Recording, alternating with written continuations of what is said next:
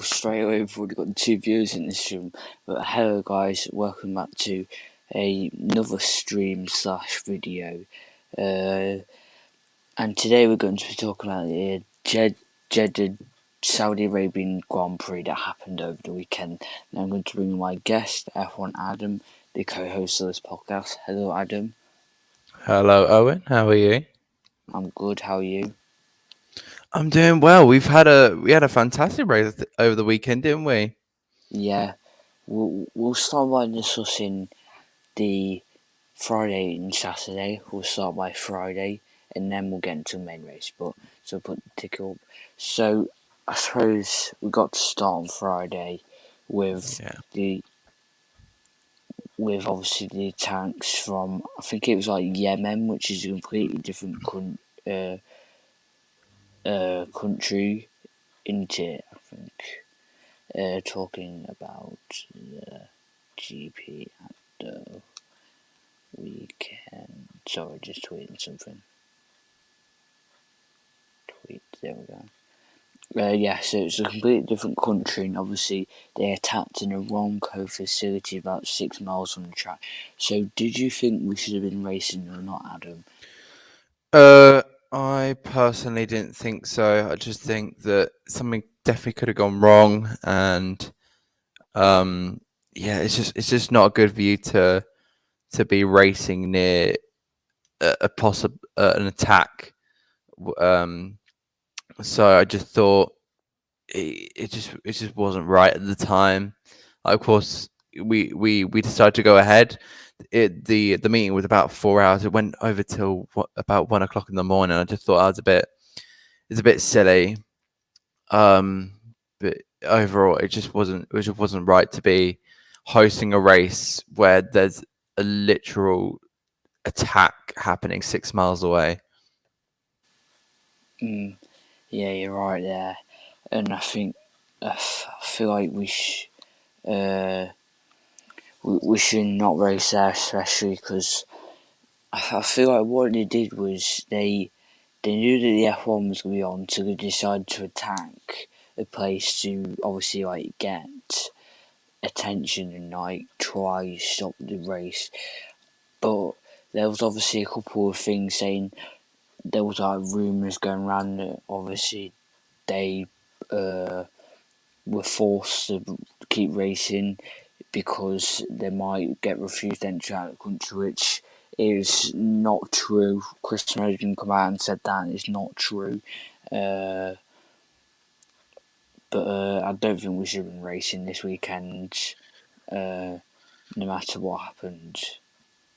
I just don't think we should be racing there at all. Of course, we did have the massive attacks there. I do think there's especially with the We Races One slogan that's been going on, to race in a country that doesn't accept human rights, and it's just not a great stance on there. Lewis and Seb actually last year standing up for LGBT in that country, and also the track itself. There's a lot to talk about with the safety of that track as well, which we might go on to later.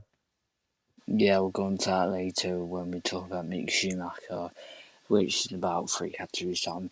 But obviously, Friday was completely overshadowed by this. And the meeting, you said till 1 a.m, Adam. I think it was like some drivers didn't leave the track until about 2 a.m. and some journalists didn't even leave the track till 3. And then we got told at 9 a.m. in the morning that we'll be continue to go ahead with this race weekend. But nothing really to report on from the Friday other than Magnussen having a couple of issues. So we may as well start by getting on to Checo Perez getting his first pole in quali. So what were your thoughts, Adam, about this? Well, of course, you did think that Red Bull were definitely there the whole time, but of course, I just had that feeling it was going to be Verstappen, just because I do feel like Red Bull have again built another car around their golden child of the team. They built it around Verstappen. They want to base their future around Verstappen, and I just think that yeah, he was going to be the one on pole. But then, of course, it looked more and more likely the Ferrari of Charles Leclerc was going to get it until Perez pulled an absolute blinder out the hat and managed to take it, which is it's fantastic to see somebody else get on pole. That was his first pole position of his career, like you said, and I think that it was fantastic to see Perez there in that number one on that pole position slot. Mm. Like you hear a Red Bull on pole and you're like, oh, it's automatic Verstappen. It was just good to hear that it was Perez on pole and not Verstappen. I mean, I saw last night they did like a race watch along and they compared. You heard of the footballer Bruno Fernandes? Yeah. The fact that he's always like crying and moaning and that. Oh yeah. They've said that Verstappen and Bruno are quite similar, which I get what Well, he's trying to say there, a but lot of people would say like once you become a world champion, you're known for whining a lot. Apparently, a lot of especially people blame like Hamilton for Hamilton doing it. about especially like Yeah. Hamilton about his tyres and that. Mm. And talking about Hamilton, that already links us on to our next topic. Obviously, two Hamilton fans here, and we don't really want to talk about this, but we've got to talk about it. So, Yeah. Hamilton in Q1, P16, but obviously got lifted up because of Schumacher not starting. What was your thoughts? It was definitely a shock to see him that far down the grid. I thought it'd be starting fifth on the grid, but of course he just had a setup issue, which I don't really. You can't really blame him for having a setup issue. I've heard that there was a problem with the engine, but I'm not quite sure about that. But yeah, to see him literally sitting in 16th on pure pace was actually quite scary. I was like, wait, is this actually going to happen? Is he going to go out in Q1? And when Stroll went over that line and took him out, I couldn't believe what I was seeing. It was honestly a complete shock to know that a 7-time world champion, on the scale of he's a 7-time world champion, he should be getting through to Q3 no matter what. Even if that Mercedes is down on power or doesn't have enough straight line speed, you would have expected him to get into Q3 no matter what. But it was just so strange to see him down in P16. I was speechless. I had no idea how to react, honestly. But I'd say he didn't give up in the race. Like, that's a fantastic mentality to have in the race. He just did not give up. He tried his best, but it wasn't his weekend at all. Apparently, it was a setup issue. They completely got. That's what I think. I think they completely got the setup wrong by. Because George Russell said that there's such a narrow window for setups this year, and obviously George and that managed to find that window for the setup, and Lewis and his side haven't been able to find that like big that like window. And he said that the car was too twitchy and that. I mean, it didn't look good to drive this weekend because I Yeah, I get what you mean. You don't really want a twitchy car around a circuit like Jeddah, which is quite straight line speed, and you need that car that can just instantly turn in as soon as you turn the wheel. And he just did not have that. It just looked from his first few laps. It just looked so loose, and it just did not seem to. It just didn't seem to be in his control. Like there was no grip on the tire, or the rear would just snap out on him. And you can just tell that wasn't the right setup. mm, Okay, so I've just seen this thing. It's on to Grand Prix. Should the FIA put an end to drivers playing DRS games during the race? And Thomas, this from WTF1 and Thomas, I feel like this circuit isn't probably the best one to cite. When analysing DRS as a whole, it's a really unique layout with unusual characteristic, super high speed, straights and corners, walled in, etc. I do think getting rid of DRS Zone 2 would be a positive change. And then Tom97, I'm pretty sure you watched him on YouTube, haven't you? Yeah, Or do you not I do. watch? Yeah. Yeah, I'm not 100% sure if this was the case in 2021, but it is in the game. DRS 2 was earlier out of the 12 T12 down towards the T13 hairpin. That was better in my opinion. Zone 2 doesn't need DRS, also spread out more so it's not as close into Zone 3.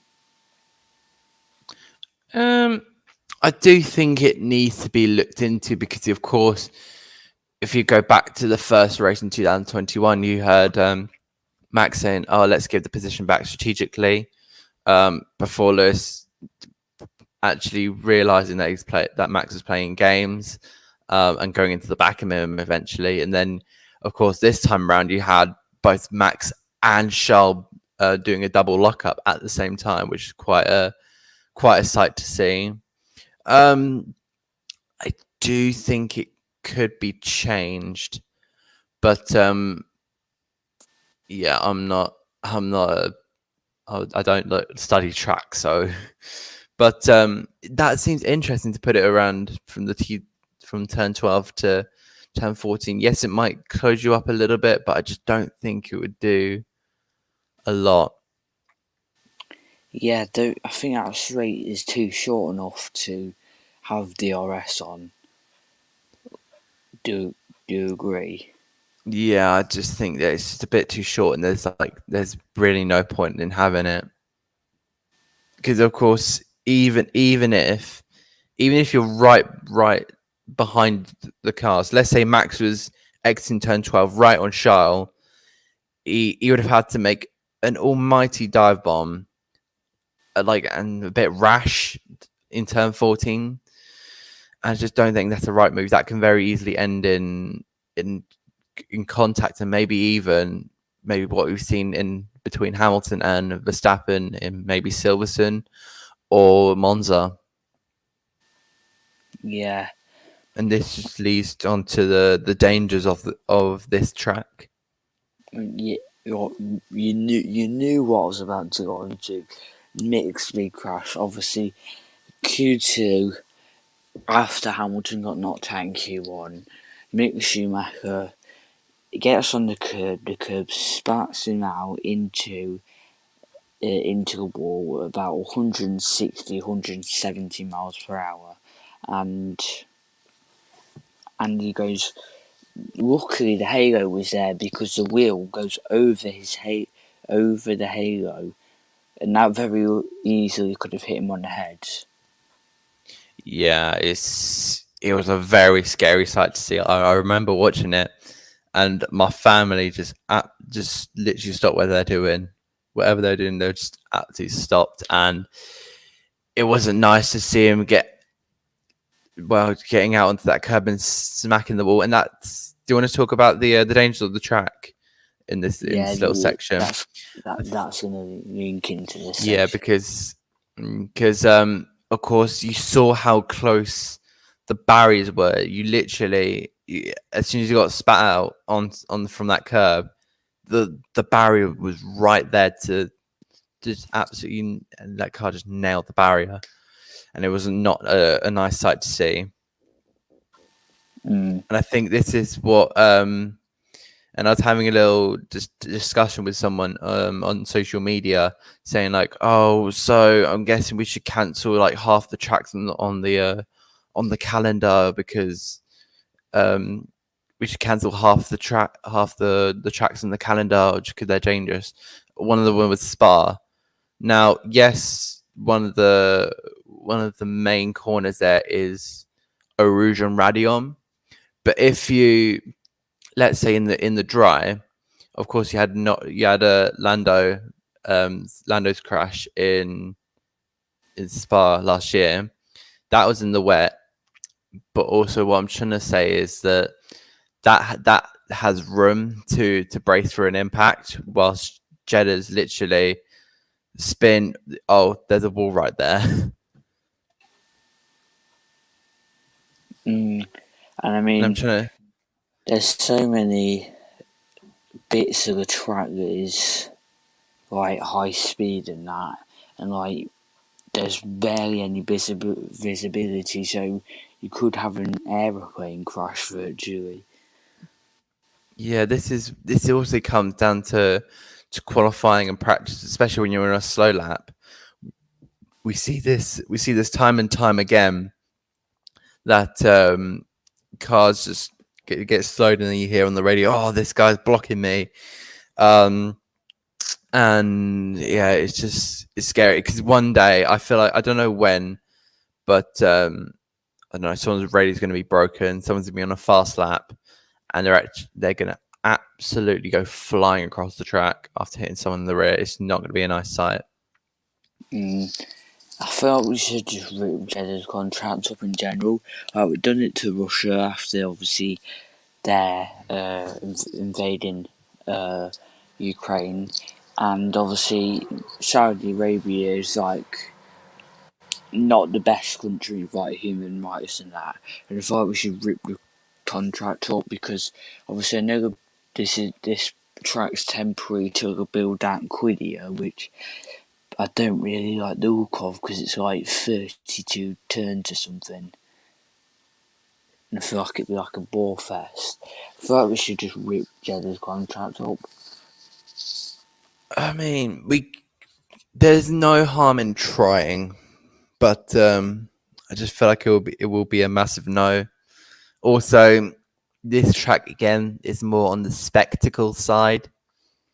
So because of course, like about 10 years ago, you can only dream of this track. This is like a track you were making R Factor or whatever, or a modded Assetto Corsa. This is like the type of track you like dream about, and yeah, of course, is now here. We're now properly racing on it in real life, and it's just every time I go into the Saudi Arabian weekend, I always get a bad feeling. Like I was honestly, because I had to miss like the live racing because I was doing work at the time, but yeah, I was looking at the time and it was past the start of the race. And I was thinking, I'm so worried it's going to be a massive accident. When I look at my phone, I'm just worried I'm going to see like a massive accident, a massive pile up or something. And yeah, I've always got that fear of something's going to go wrong with this track every time we come to a weekend like this. I mean, don't get me wrong, I like the track, I like the fast corners, but what also isn't good is the visibility. Like we saw Ocon blocking Ricardo, and it's just too dangerous. Like someone could be flying around the corner and not see anyone. Like you said, could hit them in the rear end and end up having a massive crash. Anyway, make sure to get your questions in the comments as well to ask me and Adam. But no, not race review time. Let's go on to Ferrari versus Red Bull, the constructors' battle. So obviously it's 1-1 in race wins for both teams. Who do you think's will win the championship? I think that I'm going to back Ferrari this year. I do think they've got a great lineup. It's a 100% podium record for both Charles and Carlos. They've had a 100% record of a double podium finish, which is fantastic. That means consistency was quoted to be among the tightest championship battle we've had in ages. Discount 2021, but I do think it's going to go Ferrari, when I do think that a double DNF we had in Bahrain might cost the Bulls a little bit. And again, it's due to a lack of their fault. But that's racing, honestly. A lot of people, if that stuff didn't happen in racing, then it wouldn't be boring. What's the point in watching it? But yeah, back to Ferrari, the Red Bull constructors battle. It looks like Ferrari have got a very very tasty lead going into the next round. Yeah, I'm just trying to do maths now. 33. So, no, Ferrari on 76, or did they get 2 fastest laps? No, Charles got the fastest lap in Bahrain, if I get the standings up. Because Charles done 45, yeah, so he has got 2. Yeah, so they're on. So Ferrari gained 33 points in Jeddah, and then Red Bull were 1,425 plus 12. Yeah, Charles got another fastest lap this race. Yeah, and then Red Bull got 37 this race. So, and then obviously, so Red Bull took 4 points out of Ferrari's lead because the lead was 43 to 0, wasn't it? Or no, it would have been 44 to 0 because Charles got the fastest lap. Yeah. And then, obviously, 45 Charles, and then 25 Max, which leads us on to the next one. What a fight this has turned out to be. We've seen snippets, or could you say snippets, of this in both races so far. How excited are you for this battle, Adam? This is going to be a very titanic battle. I'm excited more when we get toward the end of the season. I want to see if Max can keep his cool, unlike last year. Because of course, you saw he wasn't going for them audacious moves. He was taking his time, and I do think he has learned. But also, I do want to mention like a little comment from Max that did slightly annoy me, and he was just saying like, it was basically like saying how him and Charles haven't come into contact yet, so it must be Hamilton's fault. The reason why all the incidents were happening last year, and I just think that's a bit like, well, weren't you the one making audacious overtakes? Whilst Lewis was having to back off every single time, well, half the time. Yeah, you're right there. Like, the amount of times Lewis had to back out last year. Like, Silverstone sprint race, Lewis goes around the outside and he has to back out. Imola, he has to back out because there's almost a crash there. Barcelona, I feel like Max has changed his aggression, or I don't know whether it's because he's racing the clerk. I think it's because he's got what he wanted. Everyone wants a world championship, and he knows he's got it. And I think that's him not done, but he got what he wanted, basically. So he doesn't. I don't think he cares if he gets. I don't think he cares if he leaves the sport with 1 or 8. He's got what he wanted. So I'll see. We'll see. Let's see what happens. Because it's like we've only done 2 rounds, and there's 23 this year. So for all we know of, it could come down to the last 10 races, and Verstappen might up his tricks, up his aggression. Maybe go for them desperate dive bombs. I mean, obviously, we've seen really fair racing, but like you said, maybe when it gets to business end of the championship and they're battling out, they might come together. predictions for when the first going to come together. I'm going to write this down, and we're never going to forget this. So, what race do you reckon they're going to first come together? I'm going to write this down as well. Okay. Charles and Max collide. I'm going to say. Let me get the calendar or my. I'm going to say it. I'm going to say Azerbaijan. Oh, so Adam Baku. Just going to write Baku for short. I can maybe see them coming together in Imola.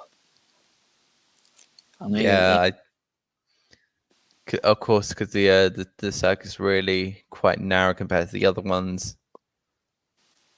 So if it falls you next round or USA, then I've got, or obviously like if it falls Australia, Italy, or USA, I'm close. If it falls Monaco, Canada, or Azerbaijan, then you're the closest because we're not going to count Spain because it's technically in the middle. So what have you gone with? I've gone with Imola. Okay, So that's been saved to my notes. yeah, it's I've got it in clear writing here, just on my podcast thing here. But so 20 points in it now. I'm not really getting to predictions yet, but who do you think is showing early signs of being a potential world champion? I think I would love to see Charles win a first world championship, especially for someone who was very little when Ferrari won a world championship. I think that was my first season, but I don't actually remember it at all because I was only like 3 or 4 years old. So to see with my own eyes Ferrari win a world championship for the first time since Kimi Räikkönen was in his prime, that would be very special. So I'm going to go with Charles Leclerc with the upper hand, especially showing with that little graphic down there, Charles on 45 points and Max on 25 points. That's quite a healthy lead to have at this stage. I mean, but one DNF in this, it could Max will be ahead. That's true. And of course, we need to look into reliability as well. yeah, that might come into play. Whether May the engine issues that Red Bull had in Bahrain might cost them later on down the line in the season. I'm just adding another banner here. It's about George Russell. P4, P5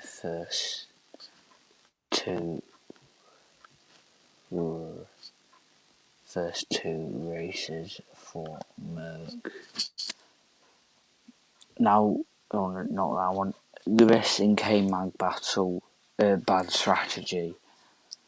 So obviously these two went on a charge in the first half of the race. Well, Lewis did, and they got caught out for a bad strategy and like not pitting at the safety car. So, what were your thoughts on this? These two having like bad strategies and then up down in P9 and P10. I just think it was a little bit unfortunate that, and it was a little bit of stroke of bad luck that neither of them could pit under the safety car. So that was a bit of a shame, especially when we had the 3 cars retiring. Yeah, just a bit of stroke of bad luck. But I think I wouldn't say it's more bad strategy. I would say again, stroke of bad luck, because if Hamilton decided to if Magnussen and Hamilton decide to go into the pits, whilst Alonso and Ricciardo were stuck at the pit entry, they would have been down in last place, so they would have been stone dead last because of penalties as well. So it's just unfortunate. I think that another debate is that they could have got Hamilton. I remember Hamilton pitting with about 10 laps ago. Could he have gone to soft them?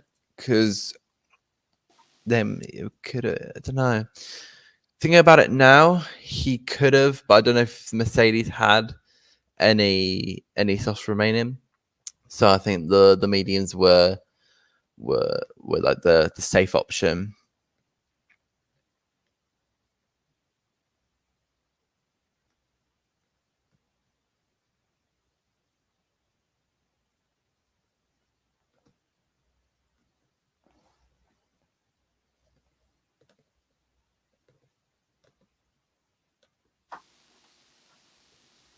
Lol.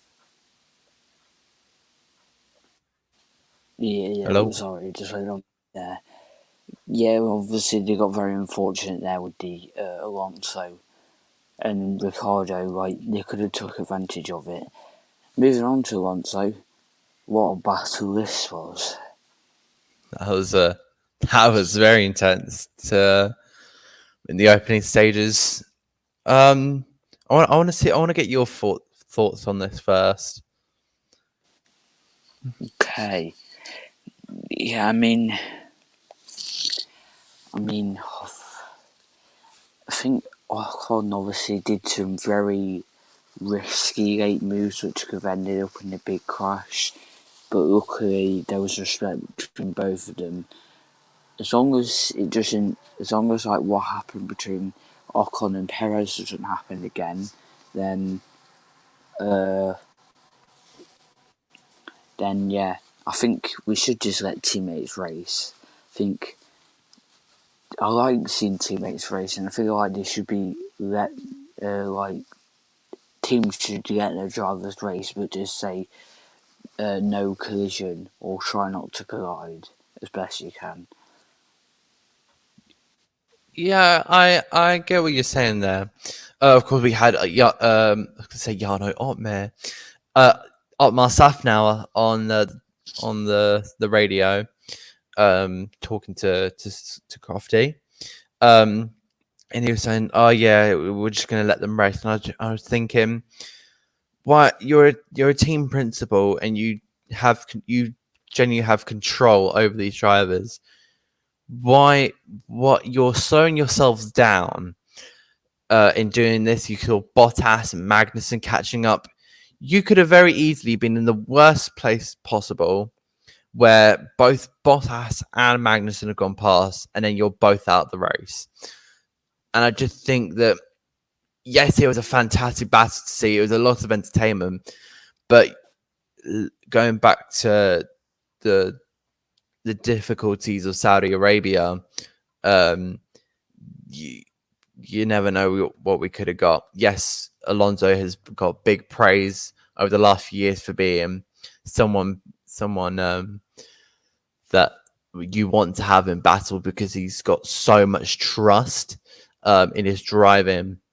And I think if I was Otmar in that position, I'd have just said, right, Esteban, you're being a little bit too over aggressive. Please let Fernando through, and we'll get away from the pack behind us. Because again, you could have ended up in a very much worse spot. Yeah, I agree. Now we're going to talk about this. So this is going on under the radar. George Russell P4 and P5 in a really rubbish Mercedes in his first two races. What are your thoughts? Yeah, it's fantastic to see Russell in the third best car on the grid. Yes, Lewis did have a bit of issues with a stroke of bad luck, but yeah, fantastic to see George Russell come in P4 and P5. In the first two races, he's definitely settled in well. You can tell he's happy with where he is, and I do think that he looks comfortable in that Mercedes. He looks comfortable around the team, and I think this is a strong step, especially for someone who's the future of the Mercedes F1 team. Obviously, he managed to find that like window in the setup which Hamilton couldn't find. That's fantastic for George to know, to understand, to adapt his driving style to that setup. And I think the next step is again the upgrade for Mercedes, having George battle amongst those Red Bulls and Ferraris, hopefully. And by the time we get to the European rounds, where we have I wouldn't say European, I went to the stages like Canada and Azerbaijan and Silverstone. I want to see all three cars. I want to go into one of those weekends thinking, right, there's 6 people who can win here. It's either going to be Hamilton, Russell, Verstappen, Perez, Sainz, or Leclerc. That would just make the season so much more interesting, and it also gives George experience battling with the top drivers. I mean, I tell you what, I would love that, and then I would love McLaren getting involved as well. Yeah, I think all the Mercedes powered engines need a bit of a upgrading on that engine and power unit. So hopefully that'll be the main problem resolved Yeah. on the Mercedes side. Now it's time for an overall race review. So, what were your thoughts on the race, Adam? Yeah, fantastically entertaining. A lot of battling throughout the field. We had a few DNS. I expected them to be more crashes rather than engine failures, and we had a big battle amongst Charles Leclerc and Max Verstappen for the race lead. Perez getting a bit unlucky there. That was very unfortunate. I would have loved to see him win rather than the Red Bull's golden boy. It was great to see Lewis on a charge after a lot of comments saying that the guy is finished. No, he's not finished yet. He's still doing well in the third best car. Yes, he hasn't had the result this weekend to prove it, but I do think he showed a fantastic resilience to try and come back through the field. And also, just wanted to mention Ocon and Norris. That was very, very intense coming to the line there. Yeah, it was, and in the end, I think it was about a tenth that Ocon got him by. It was very, very close. 56.0, 56.1. That is close. But Lando had to settle for 6 points when he could have easily had 8. Yeah, it was just a good race. Loads of good overtaking, 38 overtakes now. And it's promising going into this Australia. Obviously, we all know the track changes that they've made. The biggest changes being at turn 6, widening that by I think 6 metres, and then getting rid of that chicane, 9 and 10 chicane, and just making it flat from turn 6 to probably until putting the brakes at turn 13. Yeah, I'm very interested to see how the track will flow. And that's straight. I'm thinking about the track right now, and I'm just interested because of how the right left sweeper goes into a very fast. I think it's gonna be 10, 11, and 12, where you got the left and the the right hander where you got that massive curb on the outside. That might be a bit iffy with the overtaking, but we'll see what happens. I'm very excited to see what Australia's going to throw up, especially we haven't raced there since 2019. I mean, it's not even turn 11 and 12 now because the corners have changed. Yeah, it's in 10 and 11 now. Because obviously they got rid of it. Right. Okay. Yeah, like you said, I'm interested to see about that, and I'll be interested to see if we lose like any, if how overtaking to turn 13 is because of this. Because will they be able to? Because have they even confirmed the RS zones yet? Let me just check that. I'm checking the circuit. No, the no DRS down towards turn 6. No DRS from turn. It is still 11 and 12. Oh yeah, because it's The technically left right. But So there's DRS on the way down to turn 1, turn 3, and turn 13. So yeah, that's a good option to. It's a good decision from the FIA to not put the DRS from the run through turn 8 onto turn 11, because that would have been very, very scary to try and make a move through there. I feel like that might change though, depending on the next year. I'm surprised they might maybe change it, but you got to get a good run out in turn 6 and then just get, because you could definitely set up the overtake at turn 6, even like a couple of corners before turn 13, because really the only real corners that you need to be challenged by after turn 6 are 11 and 12, but you're not going to overtake there. And like you mentioned, that curb on the outside of turn 12, how dangerous that curb is. Is that just you? Is that just your experience from the F1 game? Yes. Don't worry, I've had that before. Lando might be nervous about that because he's had multiple bad things about that curb. Oh, don't even.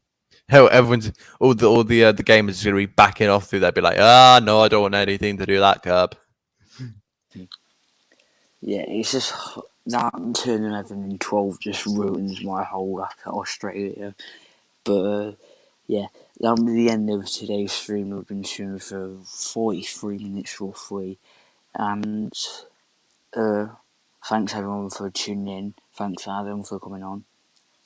No worries, mate. It's been a pleasure to talk about Formula One. Yeah, I mean it's been good talking about F1 with someone in that. And like the chats that we've been having, that it's been good. Anyway, please make sure you like and subscribe, and I'll see you in my next stream. Peace.